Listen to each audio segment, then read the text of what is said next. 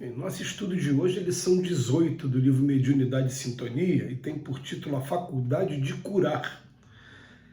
A faculdade de curar, para manter-se íntegra, não deve permanecer precavida tão somente contra o pagamento em dinheiro amoedado. Há outras gratificações negativas a que lhe cabe renunciar a fim de que não seja corroída por paixões arrazoadas que começam nos primeiros sinais do personalismo excessivo. Imprescindível saber olvidar o vinho venenoso da bajulação, a propaganda jactanciosa, o perigoso elixir da lisonja e a aprovação alheia como paga espiritual. Quem se propõe a auxiliar os enfermos há que saber respirar no convívio da humildade sincera, equilibrando-se a cada instante na determinação de servir. Para curar, é preciso trazer o coração por vaso transbordante de amor, e quem realmente ama não encontra ensejo de reclamar. Compreendendo as nossas responsabilidades com o Divino Mestre, se queres efetivamente curar, cala-te, aprende, trabalha honrando a posição de servidor de todos a que Jesus te conduziu. Auxilia os ricos e os pobres, como quem sabe que fartura excessiva ou carência asfixiante são igualmente enfermidades que nos compete socorrer. Ampara aos amigos e aos adversários, aos alegres e aos tristes, aos melhores e aos menos bons, como quem compreende na terra a valiosa oficina de reajuste e elevação. Reconheçamos que toda a honra pertence ao Senhor, de quem não passamos de apagados e imperfeitos servidores.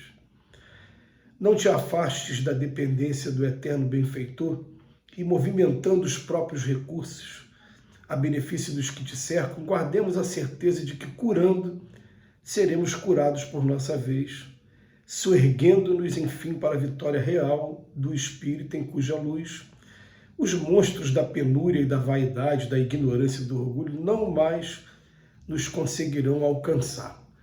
O Emmanuel chama a atenção nossa hoje, em primeiro lugar, para os médiuns que trabalham, entre aspas, na cura. E algumas pessoas perguntam, o que é isso? Quem são esses médiuns que trabalham na cura? E a gente vai dizer assim, né? Aquela pessoa que traz um bom humor, um astral bom e um pouquinho, eu vou falar um pouquinho porque a Terra é tão escassa disso, mas um pouquinho de preocupação com o próximo, quando consegue conjugar isso tudo, naturalmente, pelo simples convívio. Tem pessoas que só você olhar para a pessoa e o sorriso, a energia que ela te transmite já é curativa, já traz uma coisa boa, já tira a gente daquele baixo astral, daquela tristeza, daquela ansiedade que a gente estava. Tem pessoas que trazem isso naturalmente. No meu caso, pessoal, eu fui informado desde muito cedo que eu teria até um compromisso para trabalhar nesse campo, né? No campo, entre aspas, da cura. Quem não é espírita, de repente, não entende o que a gente está querendo dizer, por isso que ele está falando entre aspas. Mas por quê? Porque essa vibração você tem. Cabe agora você aprender a transmitir para as pessoas. E aí eu fui convidado não só para ficar no passe do salão, mas também no passe de cura também, que é o passe de saúde hoje, né? Tem gente usando um termo diferente, né? Que consiste no quê? Consiste numa sala reservada, em que a pessoa que está precisando, ou por alguma enfermidade física, ou por algum momento emocional, às vezes as enfermidades do espírito, né? De espírito, muitas das vezes também, a pessoa procura o passe de cura, e é um momento em que a gente entra em oração, e normalmente a gente vai fazer, dentro das técnicas ensinadas pelos nossos espíritos, amigos, mentores, um trabalho de, em primeiro lugar, você faz um trabalho dispersivo, que é um trabalho para tirar os fluidos negativos que a pessoa possa estar trazendo, impregnados no seu corpo físico, no seu corpo astral. Num segundo momento, você vai mentalizar que você está colocando tudo que tiver de melhor, de mais amor dentro de você. É esse o segredo que eles pedem para a gente. Procura o que tem mais de amor nesse momento, porque é a gente aqui que vai fazer o trabalho, os espíritos aqui que nós vamos manipular esses fluidos todos para poder promover o alívio daquela pessoa que está procurando. E logo em seguida você vai harmonizar, né? E aí o que acontece? Essa lição que o Emmanuel está trazendo para a gente é uma lição bem interessante, porque a gente não tem que fugir apenas da paga estudando aquele capítulo da mediunidade gratuita, né? O último texto desse capítulo fala assim, tem um gênero de mediunidade que ainda exige maior atenção, é a mediunidade curativa, porque o médico, ele dá aqui, o fruto daquilo que ele estudou. O magnetizador, ele vai usar o próprio fluido pessoal. Agora, o médio de cura, não, o médio de cura é o fluido que os espíritos estão trabalhando através de você. É como se eu fosse aqui uma espécie de laboratório, um enfermeiro, mas o médico de verdade é o espírito que está do meu lado trabalhando. A gente não tem o direito de colocar preço nisso, nunca, jamais colocar preço. Mas o Emmanuel vem estender esse preço também à vaidade, à lisonja, aquilo que pode ser atrapalhado pelos elogios que a gente vai recebendo. Eu vou falar de um caso pessoal meu, que é um caso que, entre vários, é um que a gente acaba elegendo para falar, os outros a gente fica meio constrangido de falar, porque cada vez que a gente fala, a gente está falando de um ser humano, de uma pessoa, mas teve um menino que veio tomar passe, e ele só tomava passe comigo, porque já me disseram que o meu fluido é voltado mais para o lado físico, né, para os órgãos físicos do corpo humano. Esse menino ele tinha um problema, que era aquele problema, eu não vou saber aqui classificar do ponto de vista da medicina, o nome da doença dele, mas ele não podia esbarrar em lugar nenhum que os ossos fraturavam.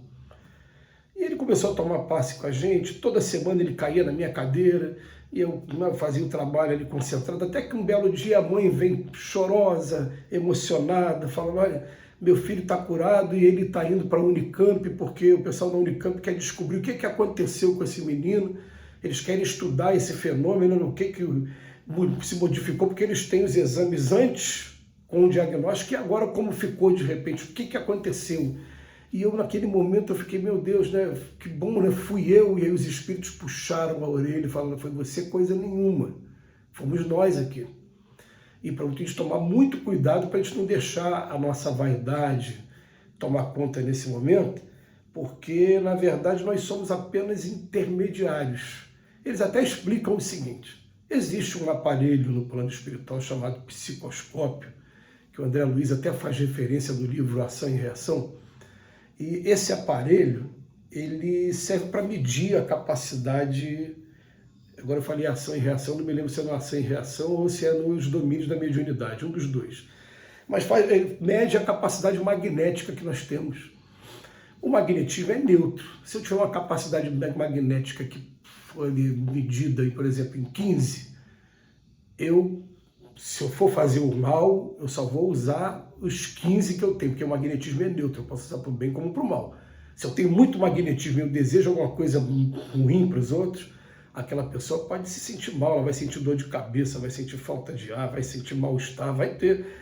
Agora, quando for para usar o bem, os espíritos vêm do meu lado e somatizam. Então, vamos supor aqui no exemplo fictício que eu só tenho 15, mas o paciente está precisando de 50. Os espíritos vêm e completam aqueles 35 que faltam para mim, para eu poder estar proporcionando aqui o tratamento adequado para essa pessoa. Dentro do campo da matemática dá para entender mais ou menos, né? No campo da medicina a gente vai entender assim, a quantidade maior, a dosagem maior do remédio, mas quem fez esse trabalho, na verdade, foram os espíritos, não fomos nós. Então eles falam para ele, tome muito cuidado, porque a vaidade, ao longo do tempo, fez mais de um médium cair. Muitas pessoas caíram, desabaram, começaram a achar que eram grandes coisas, e com o tempo começam a tomar comportamentos esdrúxulos, começam a querer posição de destaque, e quando na verdade, né, são os espíritos que estão trabalhando. Eles sabem da nossa deficiência, nós não somos perfeitos, eles também têm o trabalho deles também, e eles vão aproveitando a gente. Agora, a vaidade, o orgulho, os elogios podem e atrapalham muita gente. A gente tem que estar muito vacinado. A gente tem que estar muito compenetrado de que somos todos espíritos, ainda num mundo de expiações e provas, ainda num mundo que todos nós somos imperfeitos, carentes ainda da prática do Evangelho de Jesus. não deixar que isso contamine a gente. Que Jesus nos abençoe hoje e sempre.